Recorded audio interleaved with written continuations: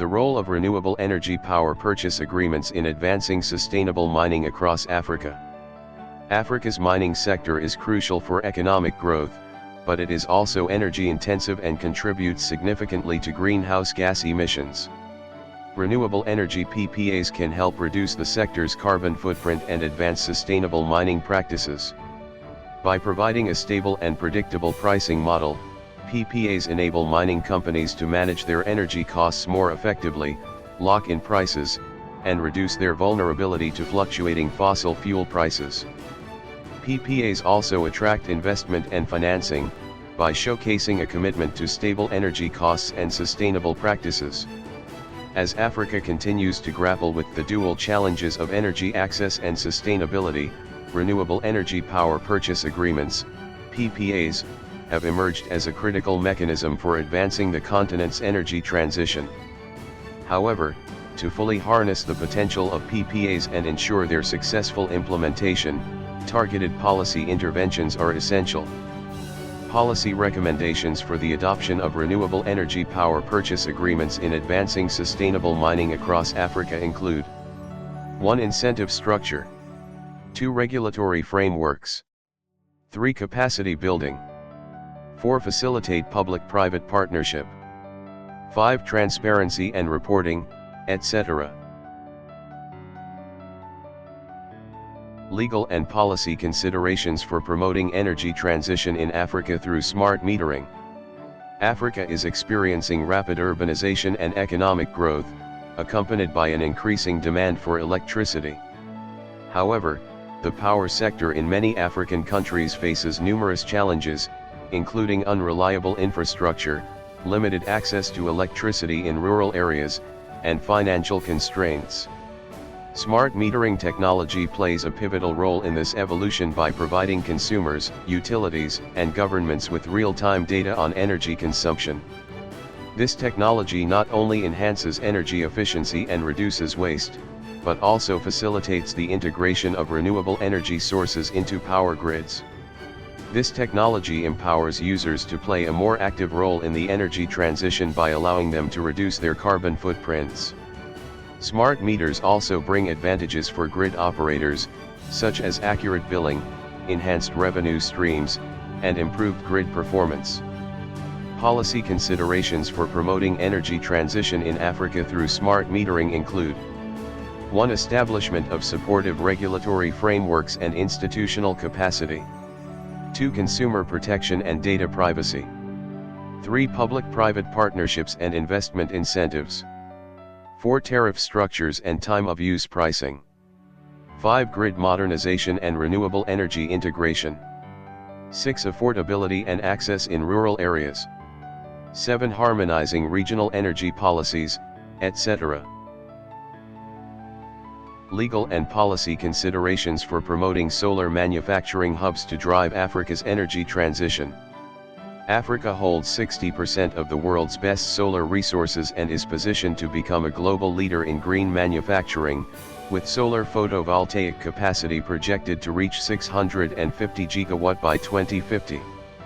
However, the region still relies heavily on imported solar equipment, raising costs and limiting adoption.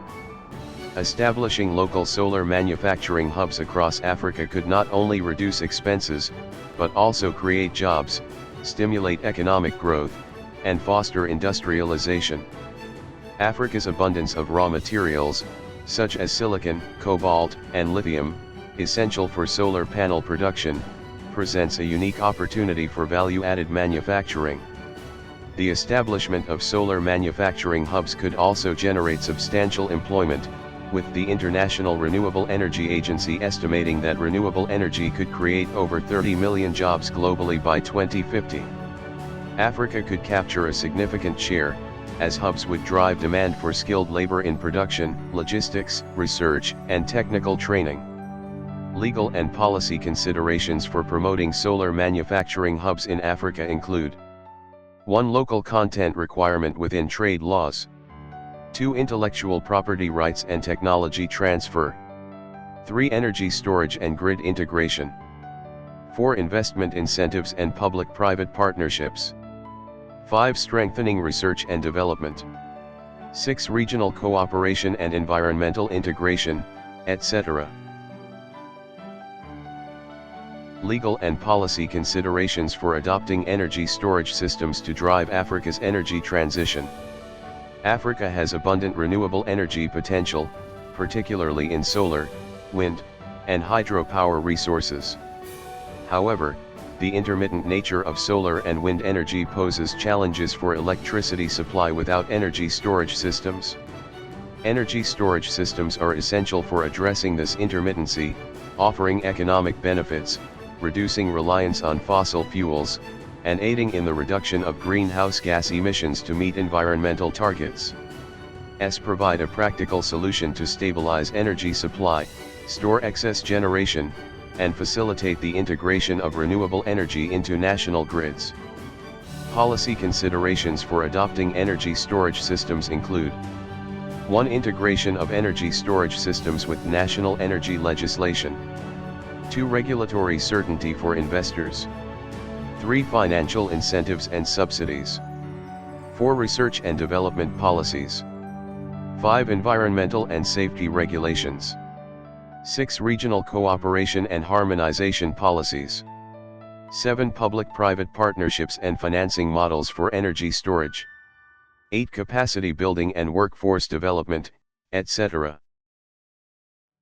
Legal and policy recommendations for promoting solar energy integration in the fishing industry in Africa.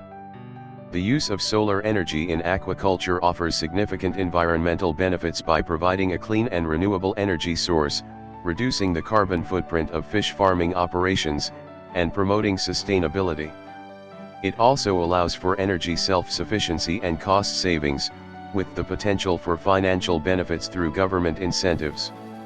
Different methods of utilizing solar power in aquaculture include aquavoltaics, powering electric equipment, and utilizing solar-powered boats in the fishing industry. These approaches have the potential to enhance environmental sustainability and financial viability in the aquaculture and fishing sectors. Policy recommendations for promoting solar energy integration in the fishing industry include: 1. Development of clear renewable energy policies. 2. Regulatory reforms to ease solar energy adoption. 3. Public-private partnerships, PPPs, to promote solar-powered innovations. 4. Access to financing for fishers and small-scale businesses. 5. International cooperation and technology transfer. 6. Community engagement and capacity building, etc. Electricity lawyer. Promoting energy access through knowledge access.